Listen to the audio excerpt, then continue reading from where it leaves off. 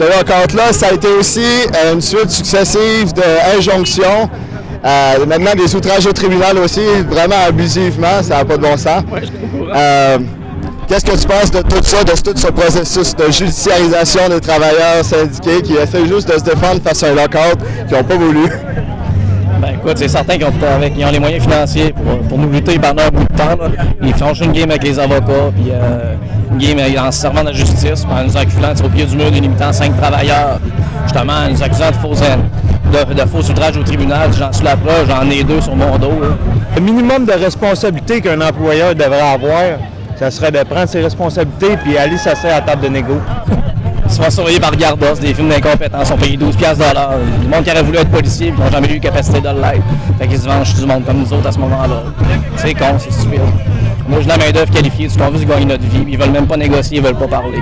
Il y a un des propriétaires associés Toyota Nissan qui nous a pratiquement rentré dedans, je ne pourrais pas dire rentré dedans, mais pratiquement il nous a intimidés en faisant des vouvoiements dans le chemin avec son véhicule. Il y a un Infiniti noir, utilitaire. Depuis le mois de mars, il nous intimide sur le bord du chemin à tout bout de champ, puis il nous passe à ça, dans la ligne de piquetage à tout bout de champ. Il a failli heurter un de mes chums chez Ford, un petit peu plus loin que son garage, qui est propriétaire. Il y a une plainte qui a été portée à son endroit, justement, aux agents de la police qui étaient avec nous autres toute la journée. On n'a pas eu de problème, pas du tout de la journée. Ça s'est fait dans toute la tranquillité possible. On est des pacifistes, on est du monde qui savent vivre, on n'est pas des sauvages. Nos familles attendent après nous autres pour faire des activités, pour manger, pour aller. On a des frais de scolarité, nous autres, à payer à nos enfants. Ils sont toutes là, les familles sont toutes ici. Je pense que le monde devrait tout simplement se réveiller et se rendre compte qu'il ne faut pas encourager ces entreprises-là qui traitent les employés comme, on pourrait dire, comme de la merde, si je peux utiliser le bon terme, là, qui sac dehors sur le bord du chemin sans salaire à rien. Ben, nous autres, en tant que clients, en tant que population, ben, on devrait vraiment pas encourager ces entreprises-là, puis dénoncer ça, puis encourager tout le monde autour de nous autres à ne pas y aller non plus.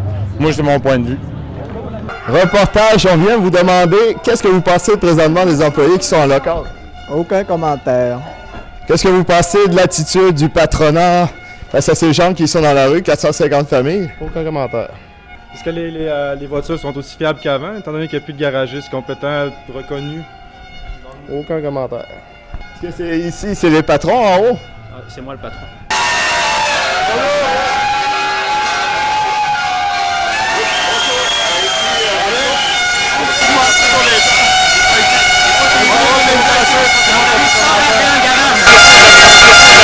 Retardez vos achats, tout le monde. Pas de problème. Solidarité! Allez, merci beaucoup. Excellent, merci.